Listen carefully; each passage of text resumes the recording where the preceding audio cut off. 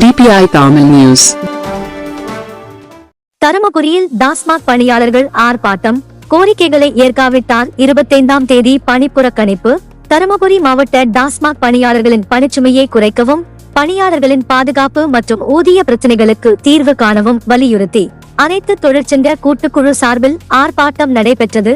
தருமபுரி டாஸ்மாக் மாவட்ட மேலாளரிடம் அளித்த மனுவில் கடந்த 3 ஆண்டுகளாக நடைமுறையில் உள்ள காலி பாட்டில் திரும்ப பெறும் திட்டத்தை பணியாளர்களுக்கு பாதிப்பு ஏற்படாத வகையில் மாற்று முறையில் செயல்படுத்த வேண்டும் என கோரிக்கை விடுத்துள்ளனர்.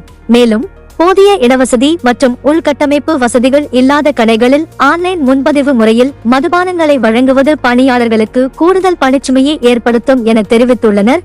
இதற்கு மாற்றாக எலைட் ஷாப் முறையில் ஒவ்வொரு பகுதிக்கும் தனியாக கடைகள் தொடங்கி ஆன்லைன் முன்பதிவு திட்டத்தை செயல்படுத்த வேண்டும் என வலியுறுத்தினர். பணி நிரந்தரம், காலமுறை ஊதியம், பணியாளர்களை தாக்குவோர் மற்றும் சமூக வலைதளங்களில் உண்மைக்கு புறம்பான வீடியோக்களை வெளியிடுவோர் மீது கடும் நடவடிக்கை உள்ளிட்ட பல்வேறு கோரிக்கைகளையும் முன்வைத்தனர். மேலும் மதுபோதையில் வாகனம் ஓட்டுவதை தடுக்க கடும் நடவடிக்கை எடுக்க வேண்டும் என்றும், ஒருவருக்கு ஒரு பாட்டில் மட்டுமே வழங்கும் வகையில் சட்டப்பூர்வ நடவடிக்கை மேற்கொள்ள வேண்டும் என்றும் கோரிக்கை விடுத்தனர்.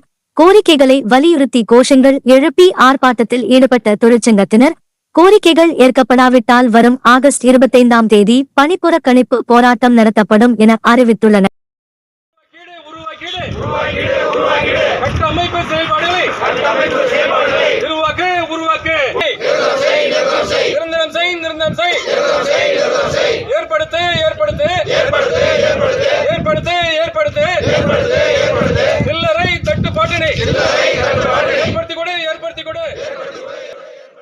குறும் செய்திகள் உடனுக்குடன் தெரிந்து கொள்ள DPI தமிழ் நியூஸ் சேனலை சப்ஸ்கிரைப் செய்து இணைந்திருங்கள்.